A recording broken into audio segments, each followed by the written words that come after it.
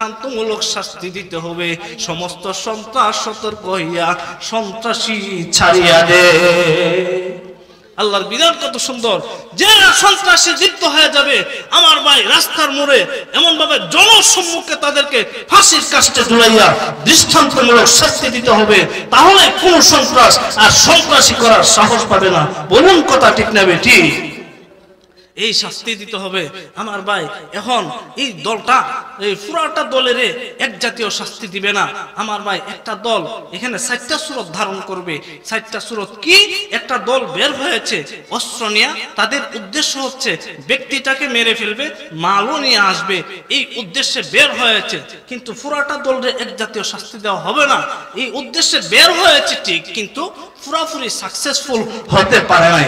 পুরাপুরি সাকসেসফুল বলতে আমার ভাই তারা বের হওয়ার পরে ব্যক্তিটাকে মেরেছে, মাল আনতে পারছে না আমার ভাই, তাদের শাস্তি হবে আইয়ুকাত্তালু, তাকে হত্যা করা হবে, হত্যার বদলা হত্যা করা হবে। কিন্তু মালও নিয়ে আসছে, আবার হত্যাও করে ফেলাইছে নির্দোষী মানুষকে, তাহলে তাকে শুধু হত্যা করলে, হত্যার বদলা হত্যা করলে চলবে না, তাকে ফাঁসির কাস্টে ঝুলাইতে হবে, দৃষ্টান্তমূলক শাস্তি দিতে হবে। জনসম্মুখে সারা মানুষ যেন তাকে দেখে শিক্ষা অর্জন করে যে সন্ত্রাস থেকে বিরত থাকতে হবে আমার ভাই। এমন ভাবে ব্যক্তিটাকে মারে নাই। আরেকটা দল হলো যে তারা ব্যক্তিটাকে মারতে পারে নাই, মাল নিয়ে আসছে, হ্যাঁ গোপনে মাল নিয়ে আসছে, তাকে বলা হয় সুর। সুরের সংজ্ঞা হলো গোপনে মাল নিয়ে আসছে, মালিকে জানে না, এটাকে বলা হয় সুর। তাদেরকে হাত কেটে দিতে হবে, ডান হাত কেটে দিতে হবে। ডাকাত জোরপূর্বক মাল নিয়ে আসছে কিন্তু ব্যক্তিরে মারে নাই, তাকে কি করতে হবে আমার ভাই? এই আরেকটা ব্যক্তি হচ্ছে যে এই দলের লোকটাই গিয়েছিল চুরি করার জন্য অথবা ব্যক্তিকে মারার জন্য, মালও নিয়ে আসার জন্য, কিন্তু মানুষ জানাজানি হয়ে গেছে, তাকে দৌড়ায় ধইরা ফেলাইছে। এখন তাকে কি করতে হবে ভাঙ্গা ভাঙ্গা আল্লাহ আলোচনা করেছেন এই আয়াতের ভিতরে। জুড়ে বলুন সুবহানাল্লাহ। إنما جزاء الذين يحاربون الله ورسوله ويسعون في الأرض فسادا أن يقتلوا أو يصلبوا أو تقطع أيديهم وأرجلهم من خلاف أو ينفوا من الأرض ذلك لهم خزي في الدنيا ولهم في الآخرة عذاب عظيم। দুনিয়ার মানুষ সন্ত্রাস নামক দলটি বের হয়েছিল ব্যক্তিকেও মারবে রে, মালও নিয়ে আসবে, কিন্তু পুরাপুরি সাকসেসফুল হতে পারে নাই। ব্যক্তিকে মেরেছে, তা মাল নিয়ে আসতে পারে নাই, তার শাস্তি হইল হুদুদ নামক দ্বারা কেসা, তার শাস্তি হইল আইয়ুকাত্তালু, তাকে হত্যার বদলা হত্যা করে দিবে। বিচারক এখানে ইঞ্চি পরিমাণও মায়া দয়া দেখাইতে পারবে না রে, বিচারক তাকে হত্যার বদলা হত্যা করবে।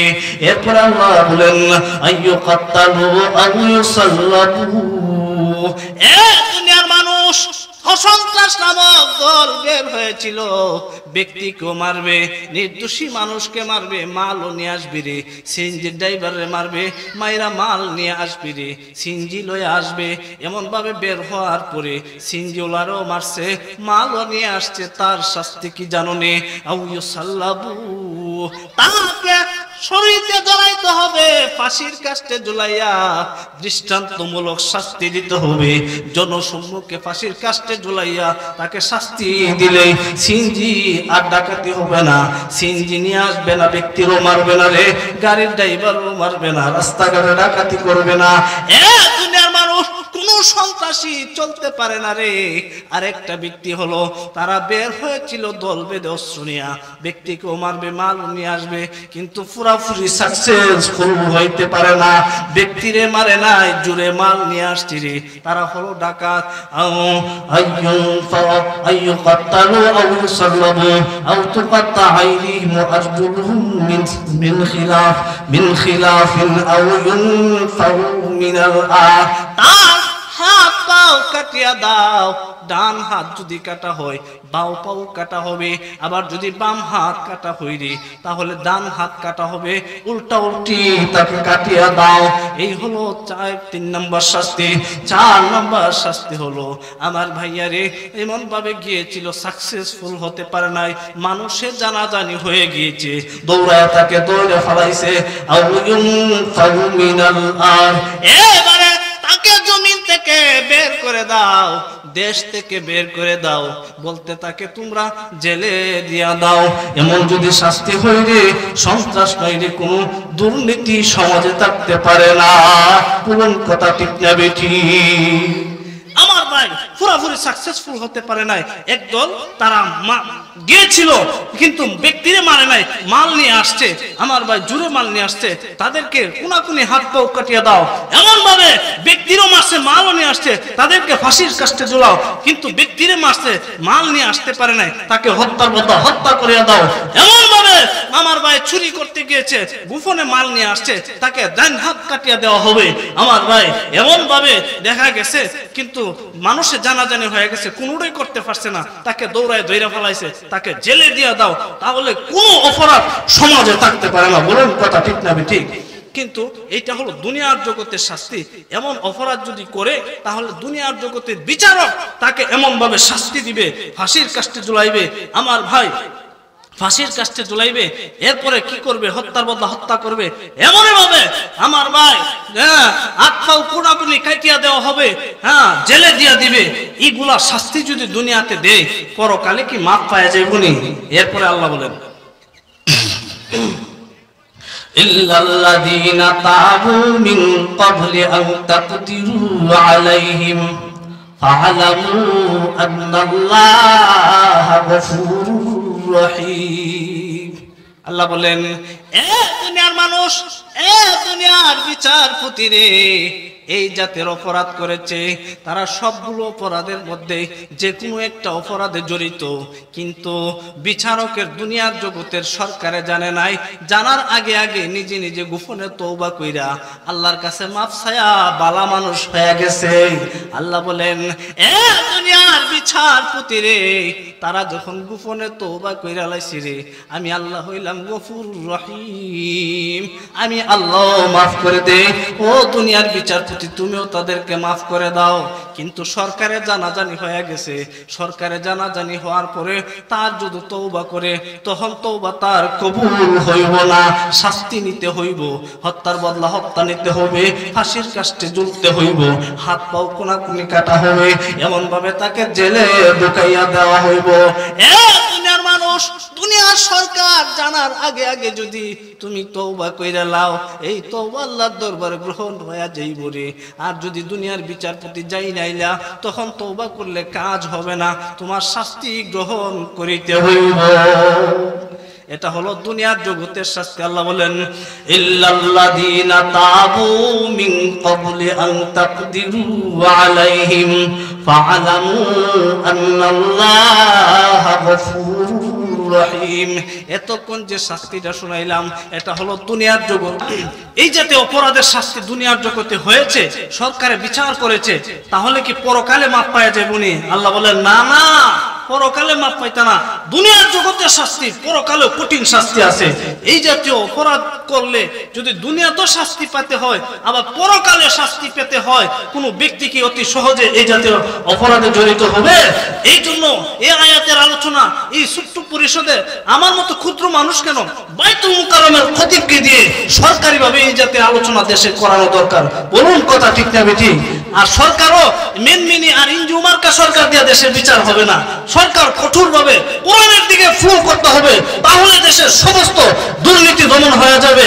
এখন মন্ত্রণালয় পর্যন্ত আগুন লাগাই দেওয়ার সাহস পায়, এর কারণ কি? ইনজু মার্কা সুশীলতা আর মিনমিনে, এই জন্য সরকার এই অবস্থা হইতেছে। দুর্বলতা, মানুষ কই বিপ্লবী সরকার হওয়ার কথা ছিল, এখন আরো দুর্বলতা প্রকাশ পাইতেছে, যে কারণে অপরাধীরা আরো ছড়াও হওয়ার চেষ্টা করছে। বলুন কথা ঠিক না বেঠিক?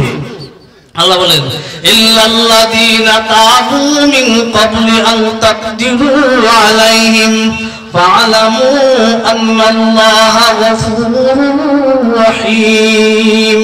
এ দুনিয়ার মানুষ, এই জাতীয় অপরাধ করলে দুনিয়া তো শাস্তি পাইতে হবে, পরকালীন জগতে তোমার জন্য কঠিন শাস্তি রয়েছে রে। এইটা হলো দুনিয়ার জগতে দেশীয় সন্ত্রাসের আলোচনা করলাম।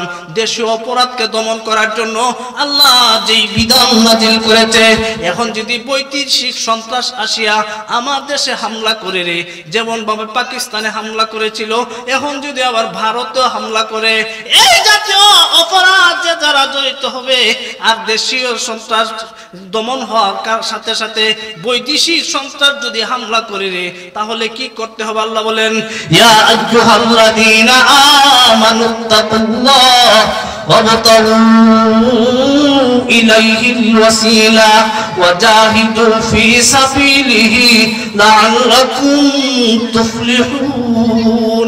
এ দুনিয়ার মানুষ, এইবারে যদি বৈদেশিক সন্ত্রাস আসিয়া তোমার দেশে হামলা করে রে, তাহলে নির্দোষী মানুষদেরকে হামলা করে এদের সাথে তোমাদের জিহাদ করতে হবে।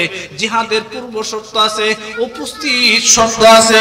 ইয়া আইয়ুহাল্লাযীনা আমানুত্তাকুল্লাহ, জিহাদের পূর্ব শর্ত হইল আল্লাহকে ভয় করা। আল্লাহকে ভয় করবেন কেমনে? আল্লাহ যা নিষেধ করেছেন তা ছাড়িয়ে দিতে হবে। ওয়াবতাগু ইলাইহিল ওয়াসিলা, এরপর হলো ওয়াসিলা তালাশ করো, বলতে আল্লাহ যা আদেশ করেছেন আদেশ পালন করো। এই হলো পূর্ব শর্ত। উপস্থিত শর্ত আছে। আল্লাহ বলেন, ওয়াআইদু লাহুম মাস্তাতা'তুম মিন কুওয়াতিন মির রিবাতিল খাইলি তুরহিবুনা বিহি আদুওয়াল্লাহি ওয়া আদুওয়াকুম। এ মুসলমান বাহিনী, তোমাদের সাথে শক্তি সামর্থ্য যা আছে রে, আল্লাহর সাথে সম্পর্ক ঠিক রাখো, বন্ধুত্বতা স্থাপন করো। এমন ভাবে পূর্ব শর্ত, আল্লাহর নিষেধ ছাড়িয়া দাও, আদেশগুলো পালন করে আল্লাহর সাথে দোস্তি স্থাপন করো। আচ্ছা, রেখে দেবো। আখির দাওয়ানা আলহামদুলিল্লাহি রাব্বিল আলামিন। আসসালামু আলাইকুম ওয়া রাহমাতুল্লাহি ওয়া বারাকাতুহু।